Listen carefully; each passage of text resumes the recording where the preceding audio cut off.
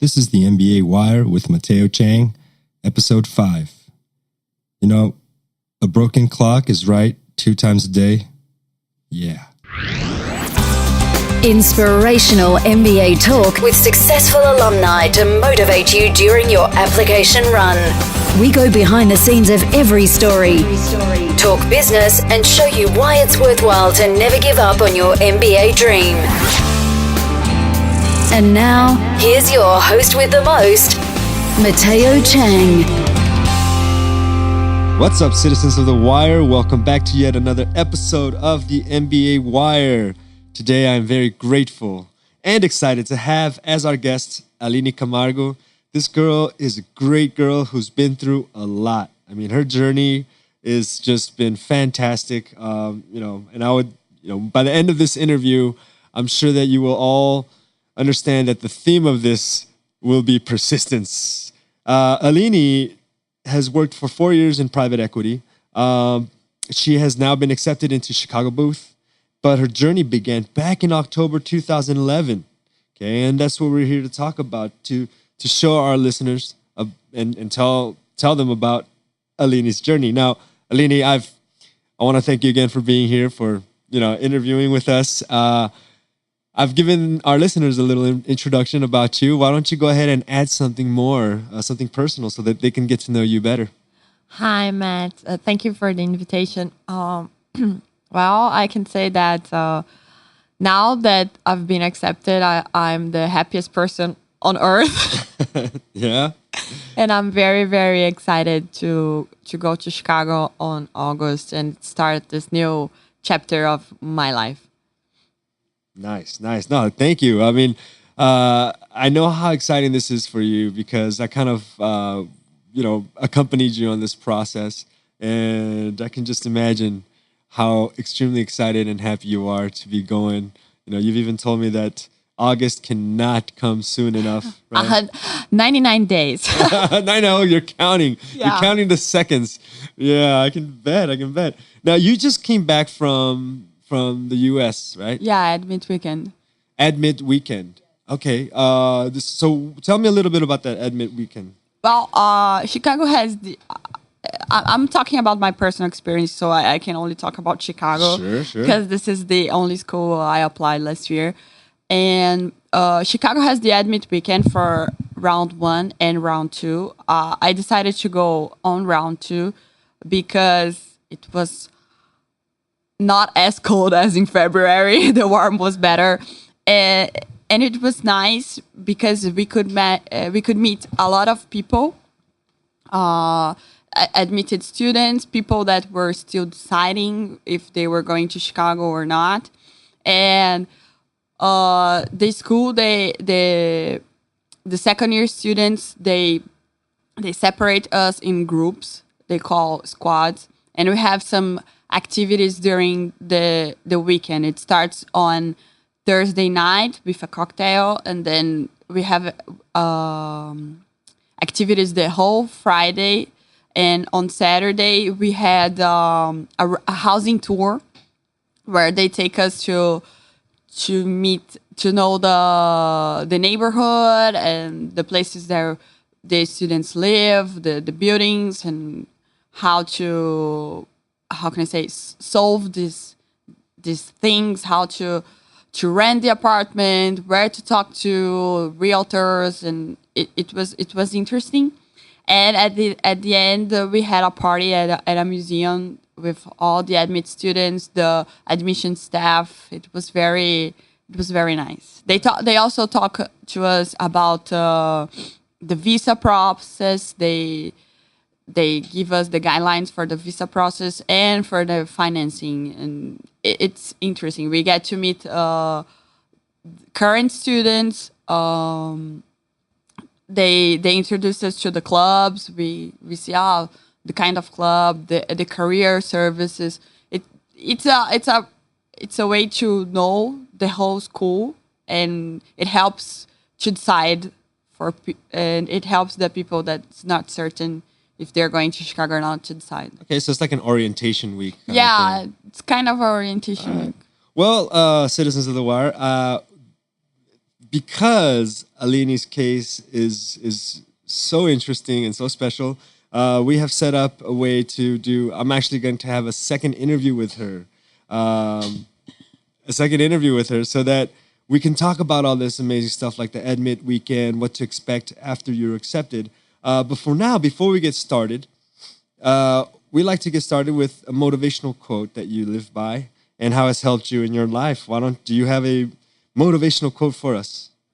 Well, I could say a lot of things that helped me during the process. That was no pain, no gain. No pain, no gain. No pain, no gain. It's all going to be worth it. But I saw a quote last week that it really describes all the feelings we have during the process and even now after the admission. I'm going to read it to you, okay? You can't connect the dots looking forward. You can only connect them looking backwards. So you have to trust that the dots will somehow connect in your future. You have to trust in something, your gut, your destiny, life, karma, whatever.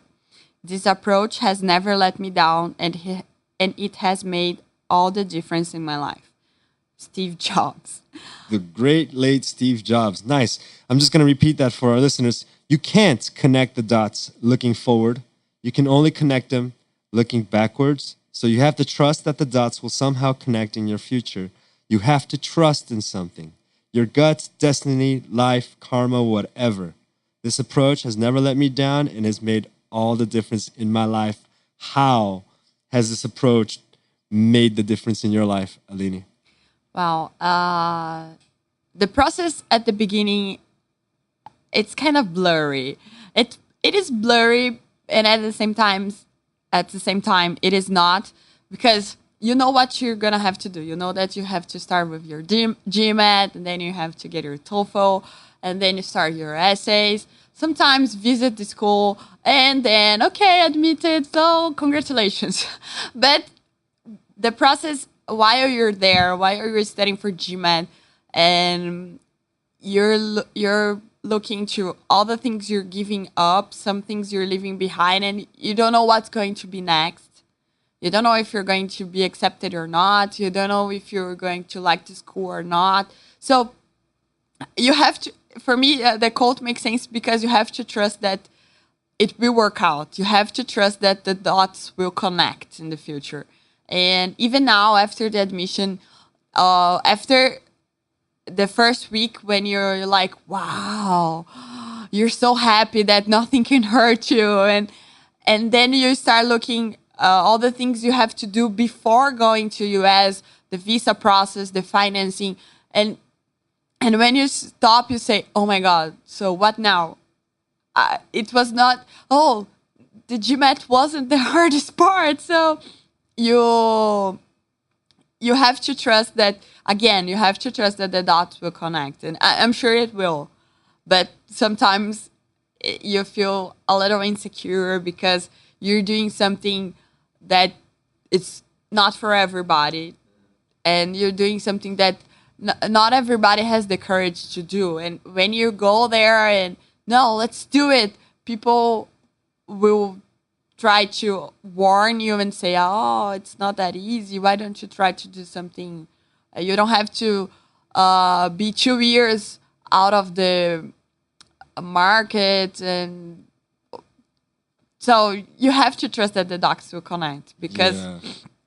A lot of uncertainties come out during this process. Yes. Yeah, and a lot of people are kind of, it seems, I guess, the tide is against you once you begin this MBA journey, right? Exactly. Yeah, well, why don't you tell me about that time then that you got accepted? You mentioned that you spent a week like feeling invincible. What was that like? Tell us about how you were accepted in that moment. I think that I've never run a marathon, but I think that the feeling is pretty much the same. It's something that you train in a lot, and you were hurt sometimes, and it was stressful, and you were tired, and you thought about giving up. And when you finished, it's like, wow, I did it.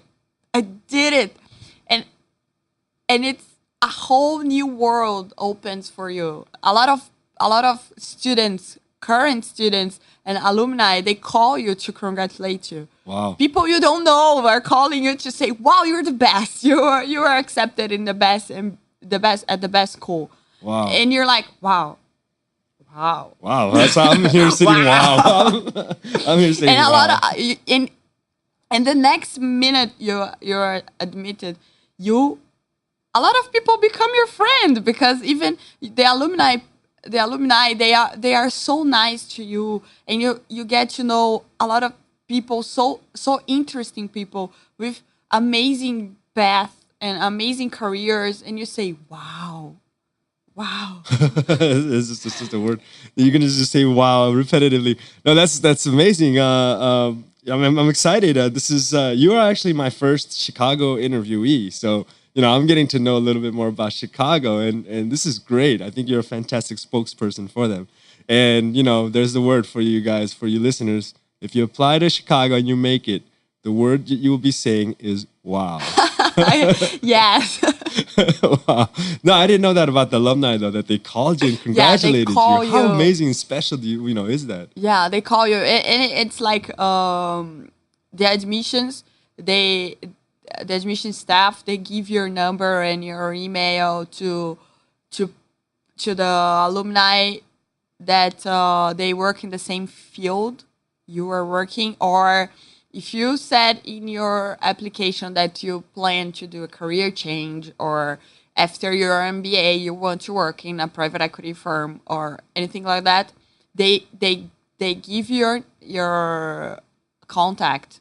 Yeah, contact information to the alumni in the field you said you're interested in. So they call you. So the guy that called me works in private equity, because I mentioned that I want to continue working in private equity. And the other students that are recruiting in the area, they called me. So your networking starts immediately. Immediately. Wow, that's amazing. So it's not like, oh, my networking, I'm going to make friends when I get there. You make friends the moment you're accepted. Yes.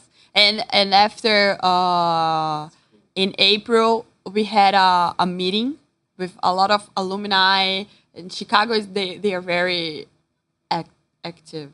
Proactive? Proactive. And we had a party that it's called Booth Night. That it's a party that the alumni, it's a alumni gathering in all over the world. All cities that they have alumni, they are gathering at the same time. So it's called Booth Night. We had it here in São Paulo, same gathering in Rio and Chicago, Japan, South Africa, all over the world. So it's happening at the same time. It's happening at the same time. That's crazy. That's amazing. It was a very nice.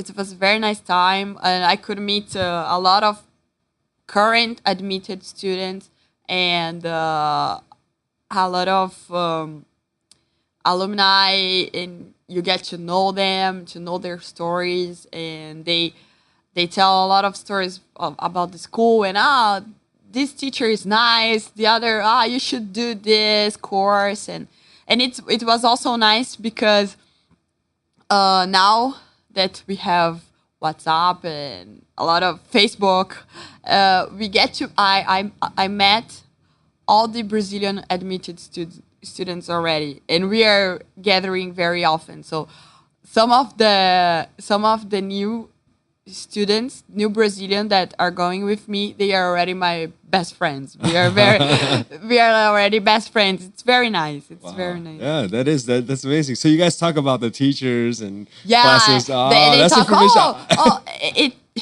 After you admitted, the question you're going to answer the most is, what are you doing and what do you intend to do after the MBA? Yeah. And they say, oh, you're planning a career in private equity, so you have to take the course of Scott Meadows, Eugene Fama teaches at Chicago. His course is nice, his course is kind of tough, and it's very, very nice. Okay, so do you have an idea of which courses you're going to take? You already know. Yes, okay. because at Chicago you have a flexible curriculum. Mm-hmm. So from the start you get to choose the courses you want. Okay. You don't have mandatory classes. Okay. Only one course is mandatory. It's a leadership course. But the other ones, you, from the very beginning, you choose. Okay, so what are the 3 courses or professors that you're really excited about then? I'm curious to know. I'm very excited about Scott Meadows' class. He's an entrepreneur and entrepreneurship teacher, and also he works with private equity. And I saw his class at Admit Weekend. It was very nice. I even wrote about him on my essay. Ah, nice. It was nice. I'm also planning to take on Richard Thaler class. That he's the how can I say? He's a teacher that he wrote a book about behavior economics. Psychology. It's called Nudge, right? Yes, yes. I read that book after you told me about that book back when we were doing the interview coaching, and you told me about that book. I bought the audiobook and I listened to it. It's awesome. Awesome. Yeah, it's awesome. I'm very excited to get his course, and also Eugenie Fama's class. I know it's going to be tough because it's a PhD course, yeah. PhD course, but he's a Nobel Prize winner. Yeah, and I'm gonna be there. Yeah, and when in life I'm gonna have the chance to take a course with a Nobel Prize laureate. Yes. When is that gonna happen again in in your life? So this is. I know his course is very, very tough. People say that you have to study a lot. It's very difficult because it's PhD. But all the students I met that took his course, they were, whoa, it changed my life. It's amazing. You have to do it. They were also, wow. Yeah, they were like, wow. Amazing. So that's great to know that these top 3 exciting courses that you're gonna go. I think you're gonna enjoy your time there. Yeah, I'm very excited. Yeah, nice. Well, now let's take this back down to the time before your MBA program. A lot of our listeners, they're candidates who are just starting their application process, and everyone will hit walls and challenges emotionally and psychologically. And I know you have hit your own walls and challenges. What was the hardest part of the application process for you, and how did you deal with it? Well, the hardest part, no doubt, was the GMAT. Okay. I took the GMAT several times. Several times, okay. Several times. Yeah, we won't say a specific number, but several times. More than 3. Okay. But why was that, though? Why do you think it was, that you had to take, the GMAT more than 3 times? Because there was always a lot of pressure on the test, mostly by me, and because nobody tells you, the GMAT is going to be difficult, but nobody tells you that you may have to take it more than once. You probably will take it more than once. Luckily, if you take it only once, but nobody tells you that. The people just, when you're talking to your friends or the people or some people before starting the process, they only say, my GMAT score was 720. And you say, wow. Or I got 770. And you say, wow. So you put your bar very high. And when you don't get the score you wanted, is so frustrating. And the GMAT for me was the hardest time because it involves a lot of dedication. And my process in particular, when I was studying, lots of things happened. I had some family issues, work issues. My coworker had, how can I say, resigned.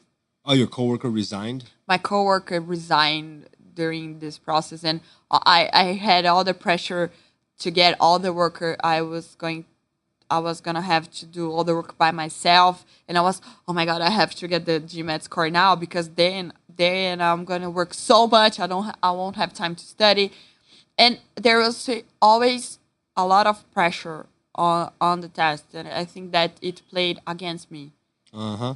Yeah, well, I mean, there is tremendous pressure just on the test itself. You know, Yes. apart from all the studying you have to do, the determination, the focus, and then you have, you know, life challenges like family issues, work issues. I mean, it's like how I said before, you know, you really jump in the water and you swim against the tide. Yes. You know, it makes it, I mean, and this is, I think, a test of faith in a sense, you know.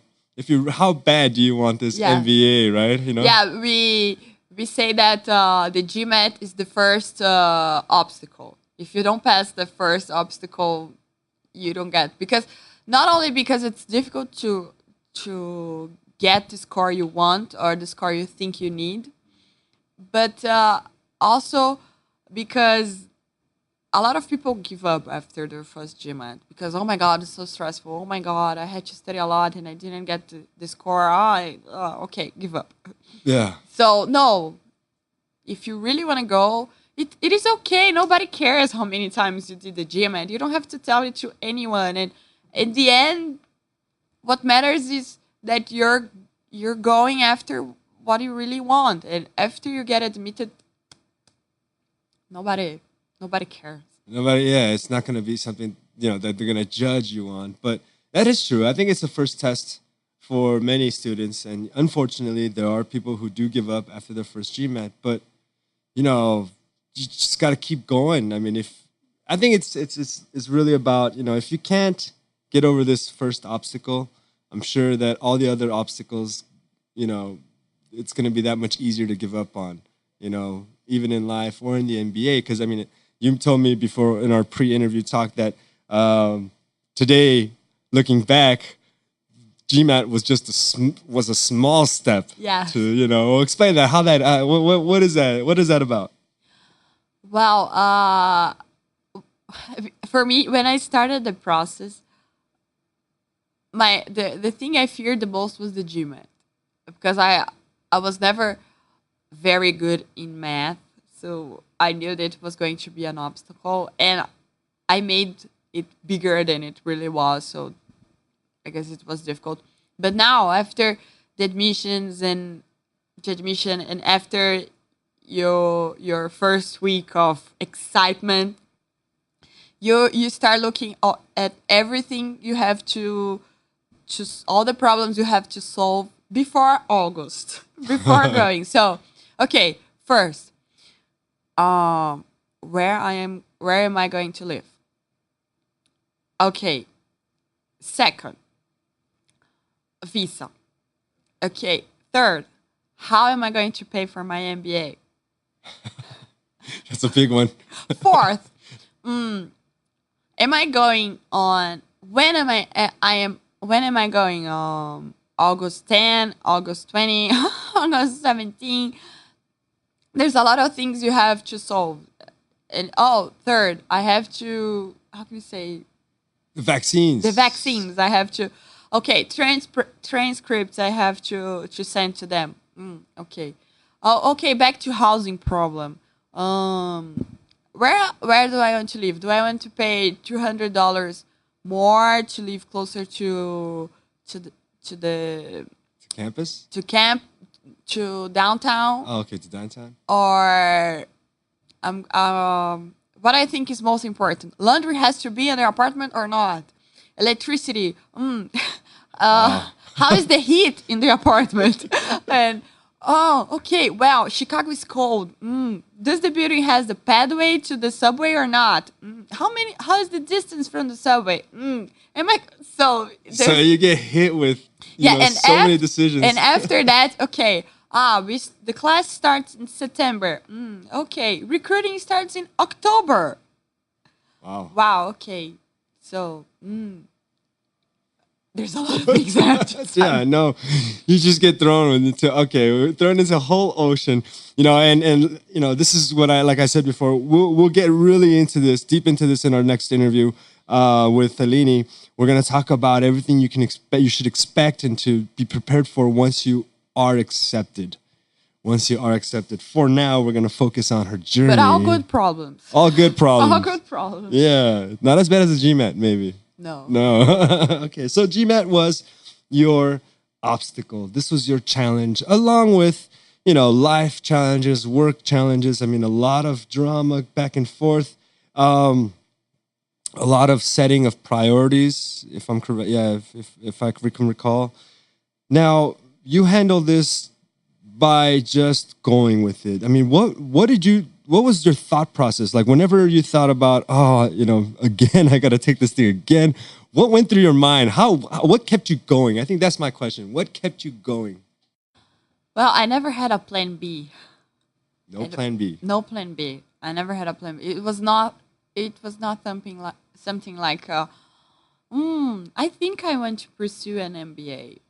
Let's see how it goes. No, it was always like, I wanna pursue an MBA, and all or nothing. All or nothing. This is what I want. I always wanted to study in the United States. I have family there that I wanted to be closer for a while. I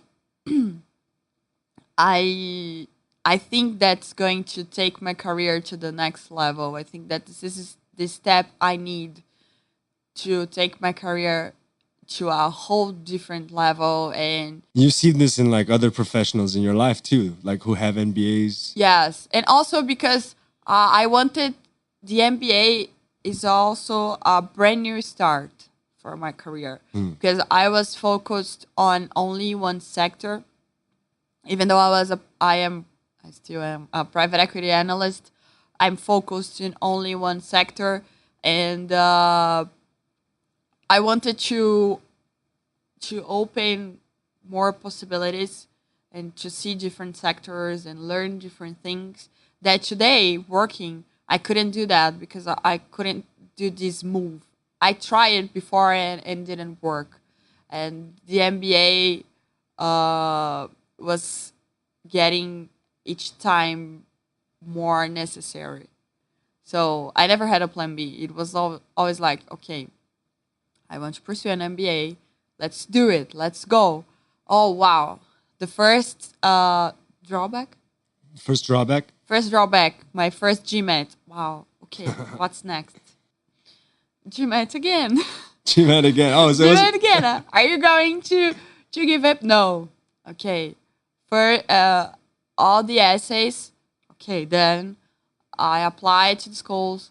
I got waitlisted. Wow. You got waitlisted. What? So this was the first time you applied. You got waitlisted to Chicago. To Chicago. Okay. So, okay, waitlisted. Nobody, waitlist is not moving. Nobody's getting accepted from the waitlist. Oh, thank you for your interest in Chicago, but we're sorry to say that. Wow. Okay. What a blow. The third drawback. Okay. So what's next? Are you going to give up? No. I remember that one of our coaching interview that we are having, you asked, what will you do if you're not accepted? Mm-hmm. And I remember my question, and I said to you, I will cry a lot. A lot? Did you cry a lot? A lot. Yeah. But let's do it. And on my first interview for Chicago, the interviewer asked, what will you do if you not get accepted?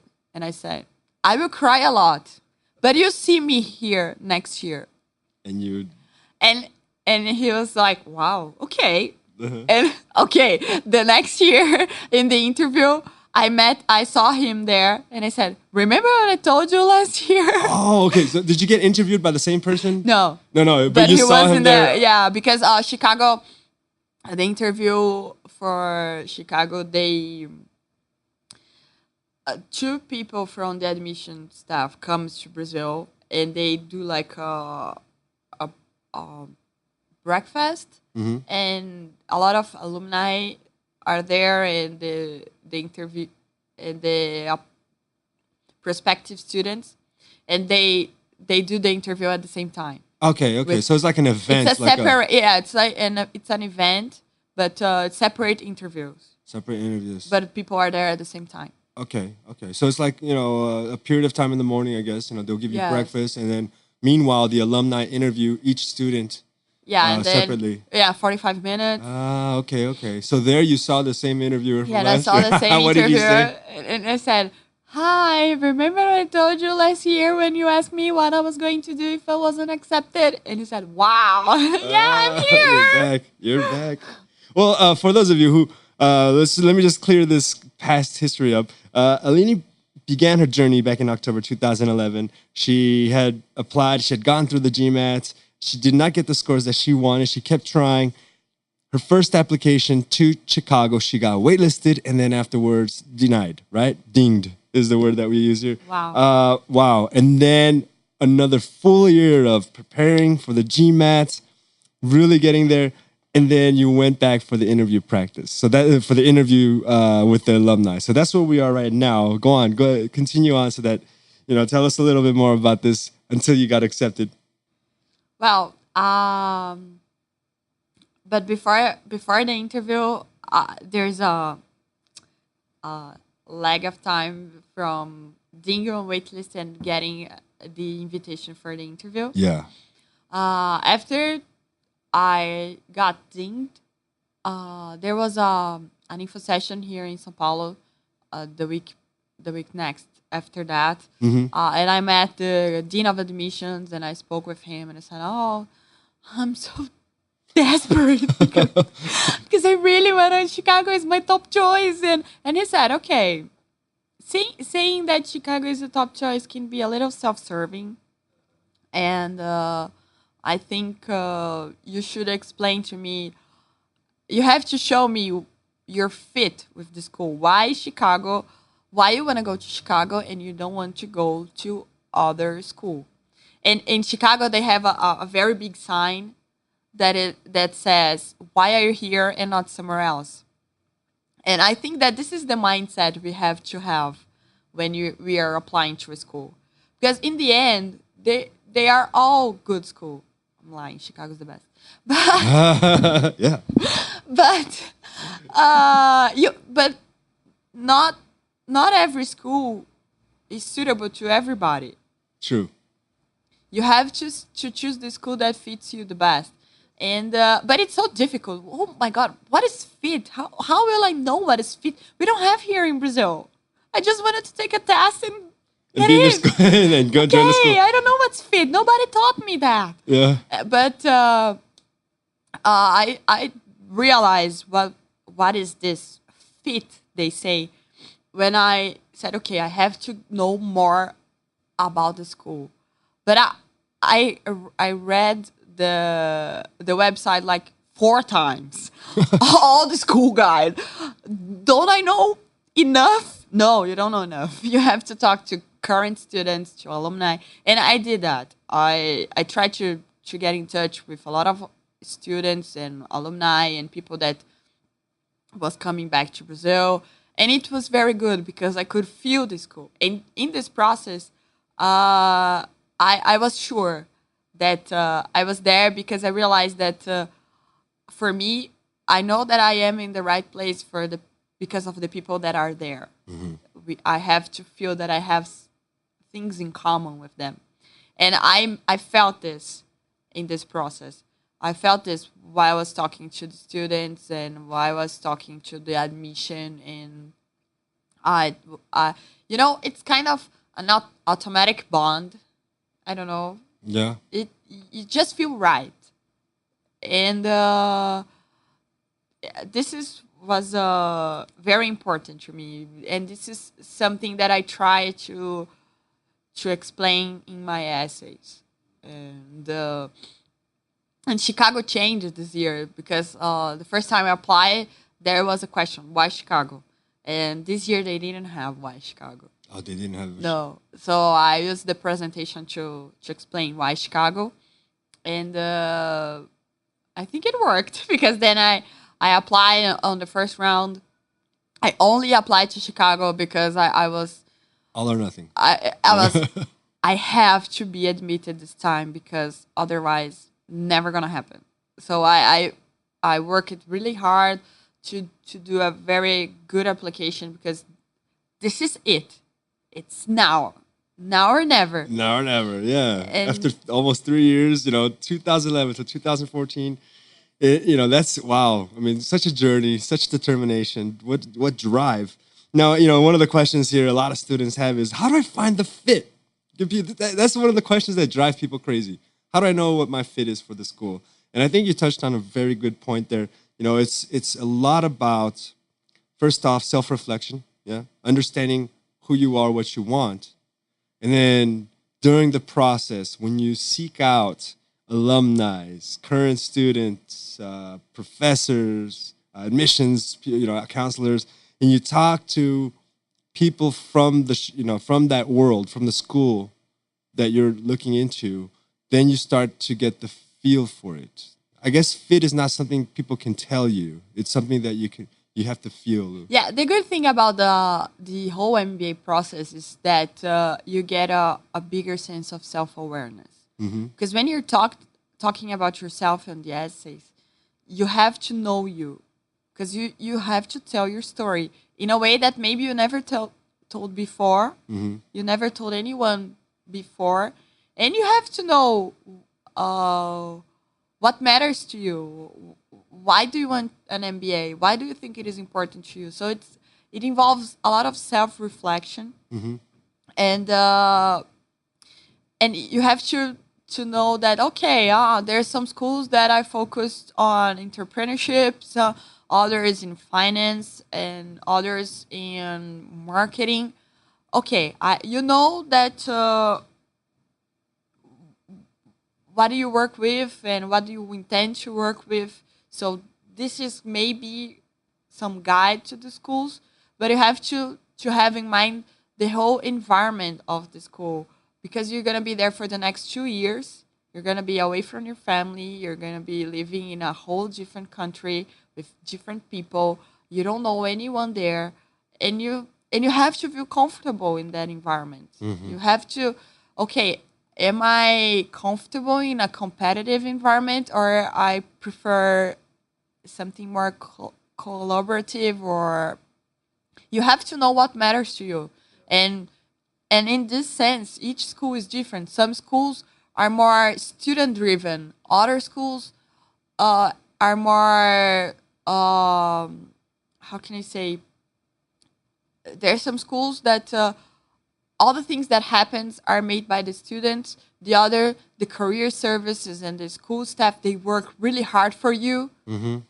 And some schools are more competitive. Some school has non-disclosure agreement of the grades. So you have to see what is most important to you. So the fit has a little bit about it. Yeah, that's true. I think there's no way you can answer that question. How do you fit in a school, or how do you find what school fits you until you figure out you? Yes. If you don't know what you want, there's no way a school can tell you what you're gonna want. That's fantastic. That's great information. Now, could you give our listeners some tips and advice on what they should expect the moment they're accepted into their MBA programs? Like, some of the tips, like what can, because you're going through the process post acceptance now, like, you're getting prepared to go.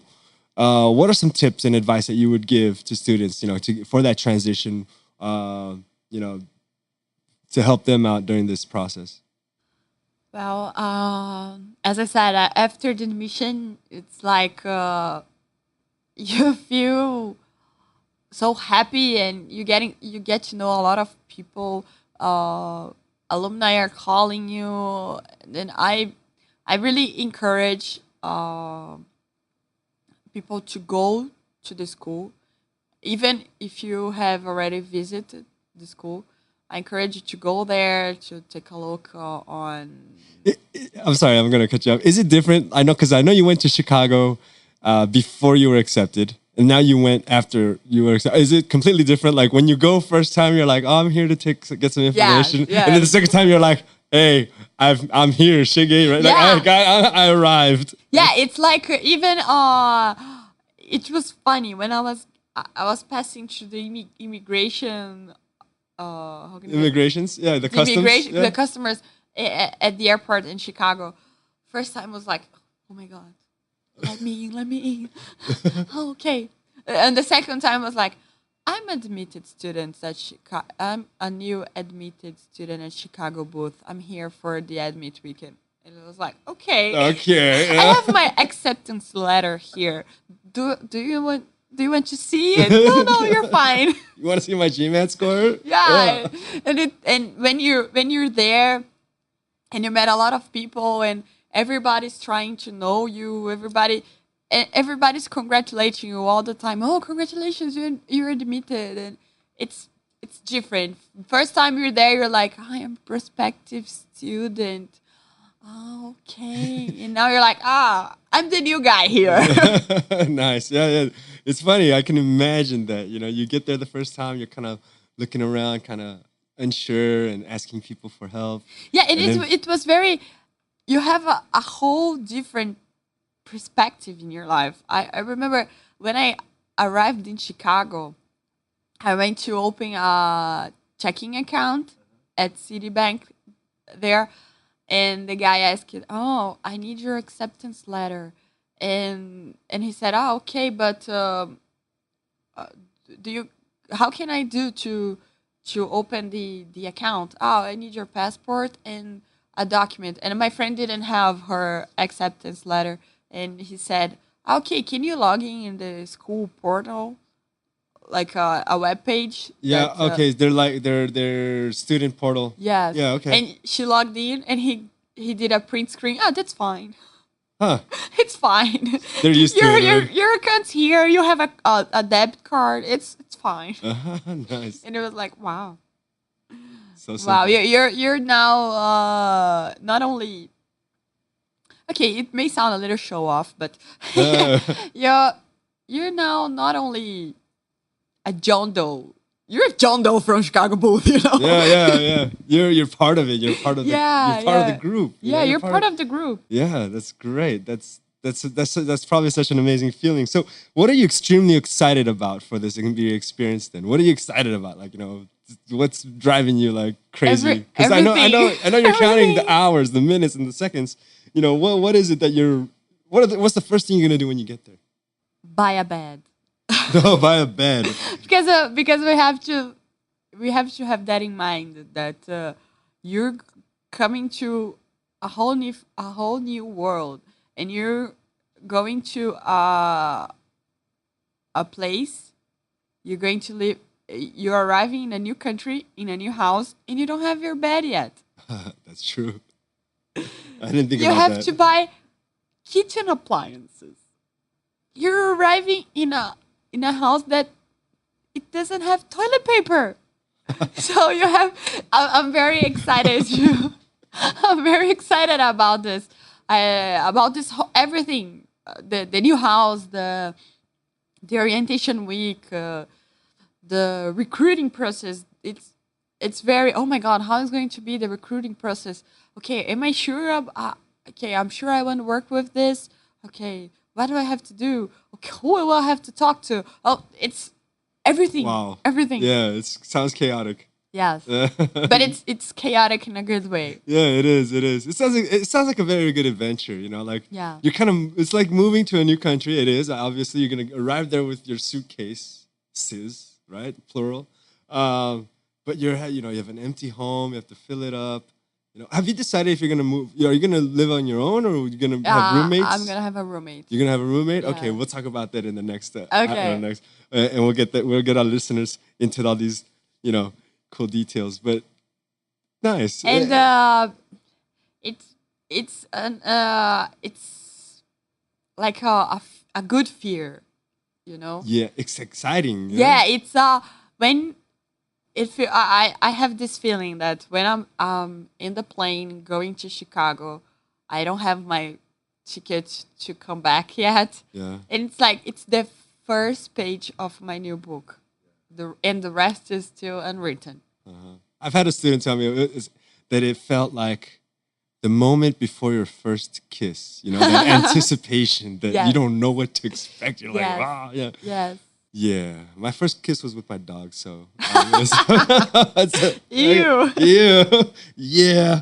So anyway, that sounds like a fantastic adventure. I think you're gonna enjoy it. Now, during this, I know we're gonna go jumping back and forth here, but during this time, the last 3 years during your MBA journey, how did you manage your time? Because that's something that a lot of students have trouble dealing with is how to manage your time between work, studying for the GMAT and the other TOEFL tests, right?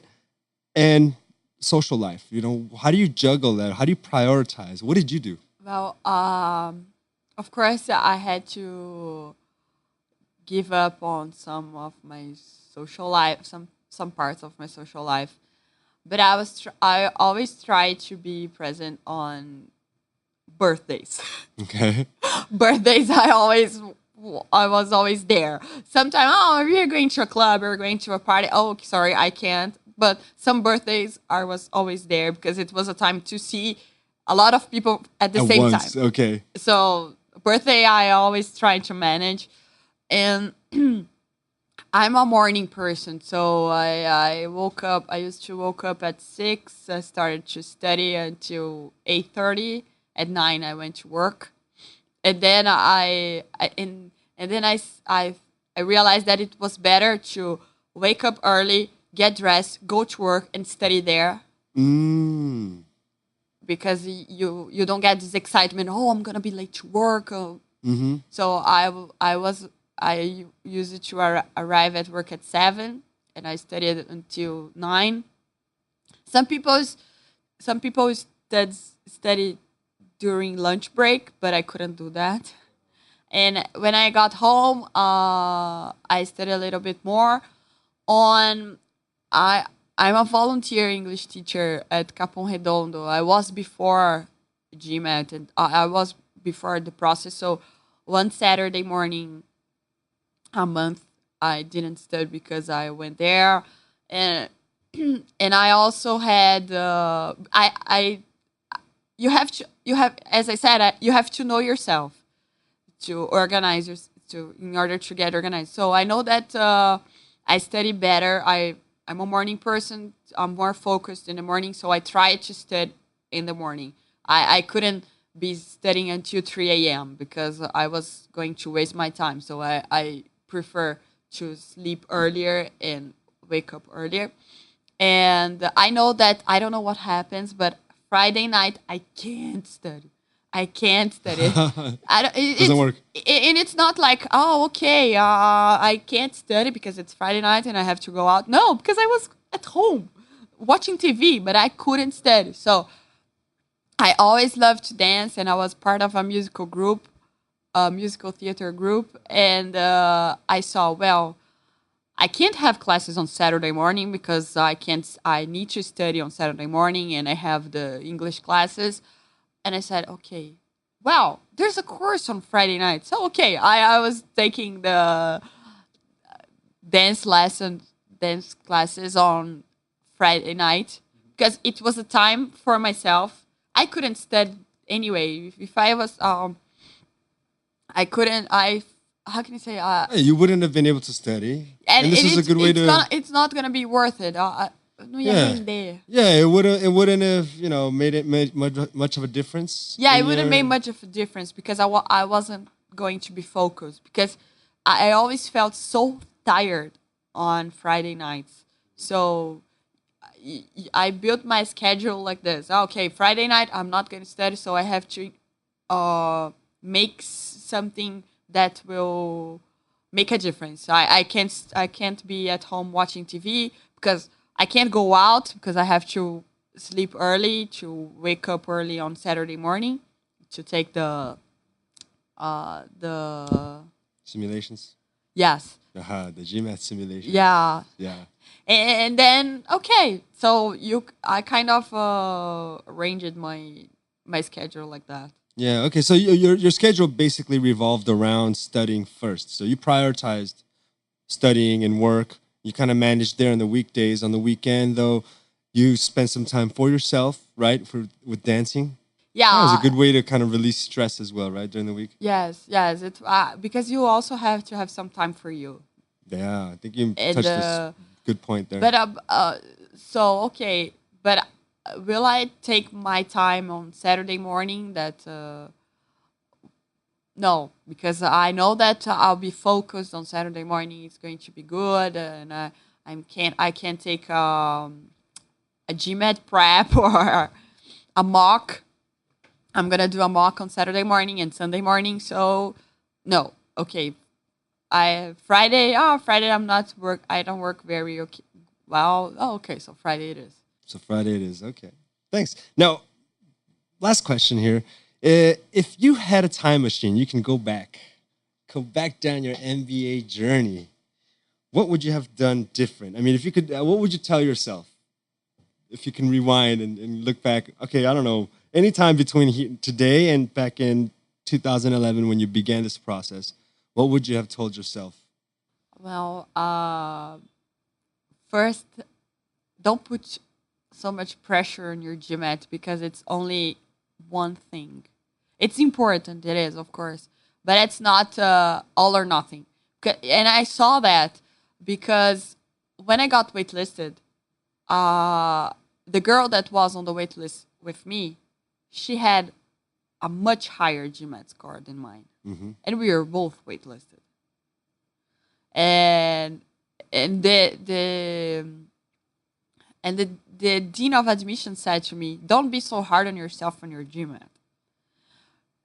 And even after he said that, I was still hard on myself, and it didn't work out very well because it was so much pressure that I think it was the main obstacle to me, a lot of pressure on the GMAT. And also after the first test, I was so tired and so stressed that I was like, oh my God, I failed. Oh my God, I'm going to die because everybody, well, what's next? I failed my first GMAT. Oh, never going to be accepted. No, and all this, how can I say, painful and stressing and yes, self-flagellation. Self-flagellation. It took me a month and a half to get back on track. So it's kind of okay. First GMAT didn't work. Okay, 1 week break, and you have to hit the ground running. Because spending a month and a half just kind of thinking about what could have been, what may have been. It's too much. Yeah, it's good. That's actually great advice. Don't put too much pressure on yourself.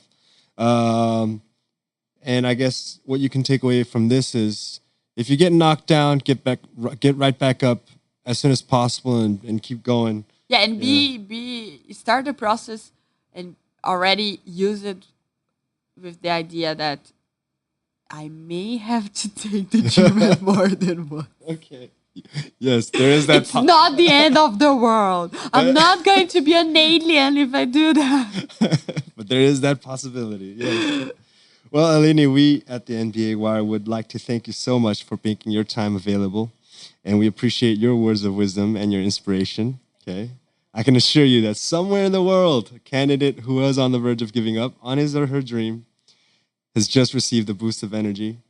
Why don't you take this final moment and then give a shout out to anyone you'd like at your school, just whoever you want to thank.